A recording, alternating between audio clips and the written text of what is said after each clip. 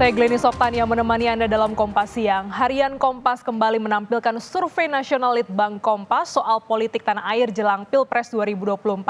Kali ini Litbang Kompas merilis hasil survei terkait pengaruh faktor Presiden Joko Widodo terhadap bakal calon presiden. Salah satu tema yang disurvei adalah soal keberlanjutan program kerja pemerintah Jokowi dan juga potensi elektabilitas capres. Dan perlu diketahui saudara, survei Litbang Kompas dibiayai sepenuhnya oleh Harian Kompas. Kita lihat data yang pertama, bagaimana tingkat keterpilihan 3 bakal capres jika memilih meneruskan program Jokowi. Ini lihat datanya saudara, ada nama Ganjar Pranowo, Prabowo Subianto dan juga Anies Baswedan. Kita lihat dari nama yang pertama yaitu Ganjar Pranowo, ini sebesar 36,9% maksud kami, Ganjar Pranowo sebesar 36,9%. Sementara jika tidak meneruskan program Jokowi, ini hasilnya adalah lebih rendah, hampir sekitar 7%, yaitu di angka 30%. Sementara untuk tema yang sama, tingkat keterpilihan Prabowo Subianto sebesar 35,4%. Dan serupa dengan Ganjar, jika tidak meneruskan program Jokowi, elektabilitasnya lebih rendah, 7,8%, menjadi sekitar 27,8%. Nama yang ketiga yaitu Anies Baswedan, ini sekitar 22,1% jika meneruskan program Jokowi, dan 15,5% jika tidak meneruskan program Jokowi. Selanjutnya, saudara, hal yang menarik juga bagaimana terkait dengan simulasi dukungan Jokowi pada bakal calon presiden. Ini dia datanya. Kalau kita lihat bagaimana dukungan Jokowi kepada Ganjar Pranowo, ini sekitar elektabilitasnya adalah 34,9%. Sementara untuk ke Prabowo Subianto, ini angkanya adalah di angka 29,7%. Selanjutnya, jika kepada Anies ini sekitar 17,4%. Dan ini yang juga perlu menjadi catatan, sebanyak sekitar 18% responden tidak tahu atau tidak menjawab.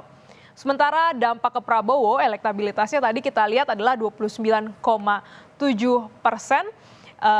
Ini juga menjawab tidak tahu ya. Selanjutnya, jajak pendapat simulasi dukungan Jokowi kepada Prabowo juga dilakukan. Ini tadi kalau tadi Jokowi terhadap Ganjar, ini Jokowi terhadap Prabowo. Kira-kira elektabilitasnya adalah seperti ini saudara. Kepada Ganjar Pranowo ini elektabilitasnya adalah 30,5%. Sementara untuk Prabowo Subianto adalah 35,1%.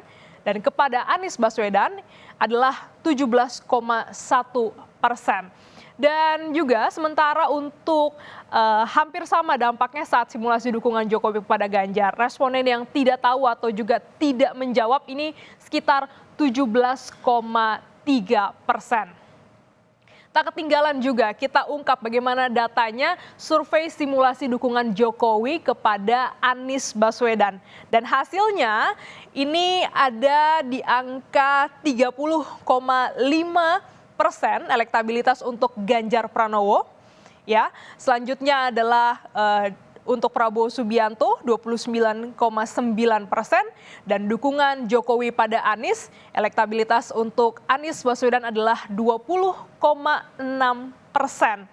Dan ini sedangkan untuk responden yang tidak tahu atau menjawab tidak menjawab begitu ya, sebesar 19%.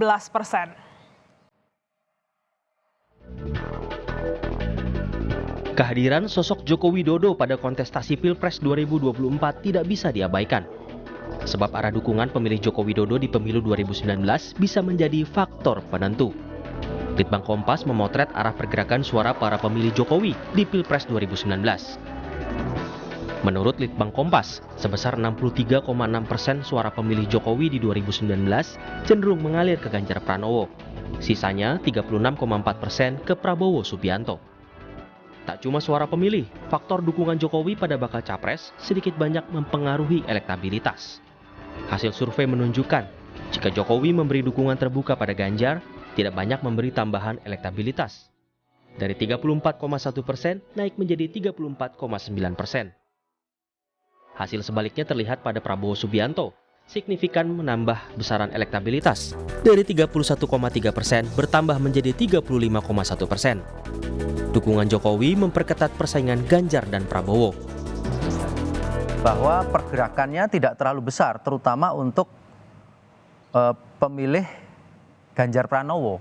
Artinya apa?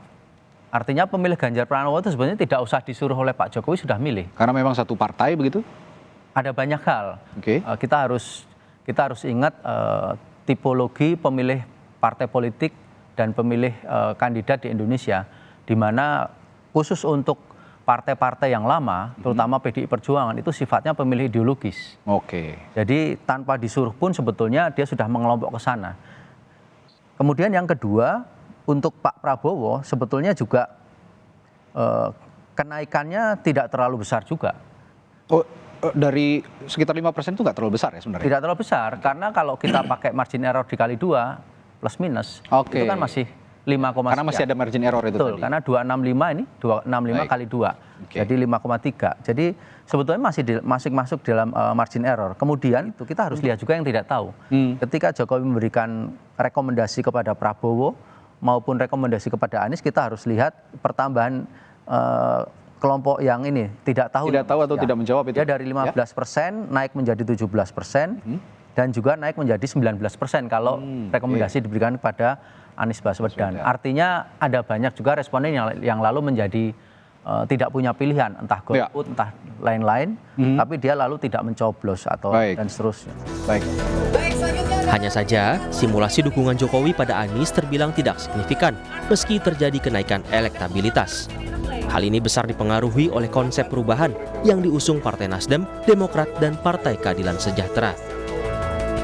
Namun, jika bakal calon presiden yang bersaing memilih meneruskan program kerja pemerintahan Jokowi, mereka berpeluang mendapat tambahan elektoral. Ketatnya elektabilitas bakal capres membuat pergeseran suara pemilih Jokowi di 2019 bisa menjadi salah satu faktor penentu. Tim Liputan, Kompas TV.